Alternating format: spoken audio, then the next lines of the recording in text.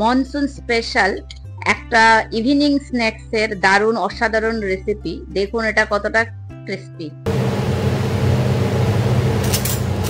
নান আদার দেন corn cutlet.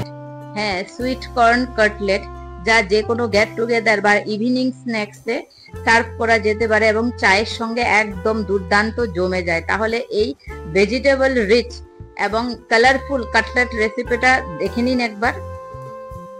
আর এই অসাধারণ রেসিপিটা বানানোর জন্য ঘরে একটু সুইট কর্ন থাকলেই হলো। তাহলে 1 কাপ সুইট কর্ন আমি সেদ্ধ করে একটা মিক্সি জারে নিয়ে নিয়েছি।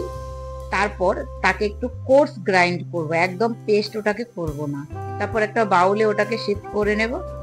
আর তাতে এর মধ্যে কিছু দেব পেঁয়াজ কুচি, তারপর যাবে ক্যাপসিকাম কুচি, তারপর দিচ্ছি গ্রেট করে রাখা গাজর, তারপর দেব গ্রেট করে রাখা বিটরুট, তারপর দেব তাতে গ্রেট করে রাখা আদা বা আদা কুচি, তারপর দেব গ্রেট করে রাখা রসুন বা রসুন কুচি, তারপর এখন তাতে যাবে কাঁচা লঙ্কা কুচি, আর দেব তাতে 1 কাপ মতো বেসন। বেসনটা ওটাকে বাইন্ডিং এ সাহায্য করবে। আর দেব 1/2 কাপ থেকেও কম চালের গুঁড়ো। চালের গুঁড়োটা এটাকে একটা ক্রিস্পিনেস দেবে। তারপর তাতে কিছু ড্রাই মশলা দেব। তাতে থাকবে হলুদ গুঁড়ো, নুন, গরম মশলা গুঁড়ো, জিরে গুঁড়ো, আর দেব তাতে আমচুর পাউডার। দিয়ে এখন ভালো করে এগুলোকে সবগুলোকে মিক্স করে নিতে হবে। আর এটা একটু ভেজা ভেজা থাকতে পারে, বা ঠিক আছে, ভালো করে একটু মিক্স করে নেবেন।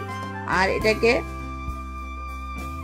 টিক্কি বানানোর জন্য বা কাটলেট বানানোর জন্য আমরা হাতে কিছুটা তেল নিয়ে নেব। তেল নিয়ে তারপর চয়েস মতো এটাকে শেপ দিয়ে টিক্কি কাটলেট যে কোনো শেপে আপনারা দিতে পারেন, ওইভাবে আমি করে নেব। দেখুন এইভাবে খুবই টেস্টি, ক্রিস্পি এবং ইনস্ট্যান্ট একটা স্ন্যাক্স হয়।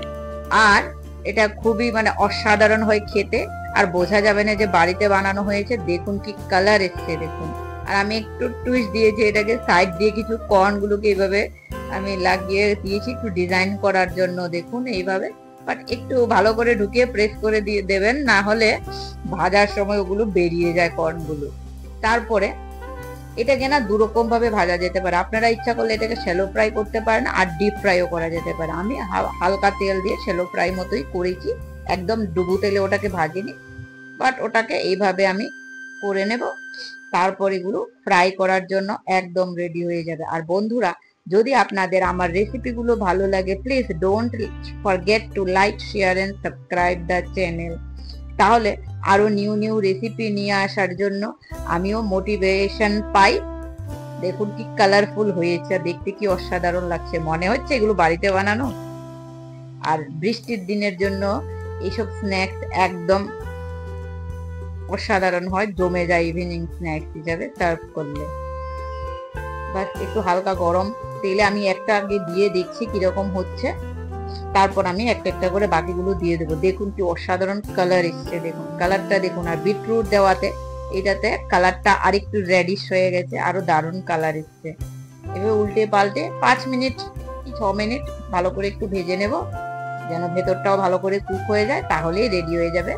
যে কোনো ডিপ কাসুন্দি বা সস দিয়ে আপনারা এটা সার্ভ করতে পারেন। তাহলে eat healthy, stay healthy, take care, bye by.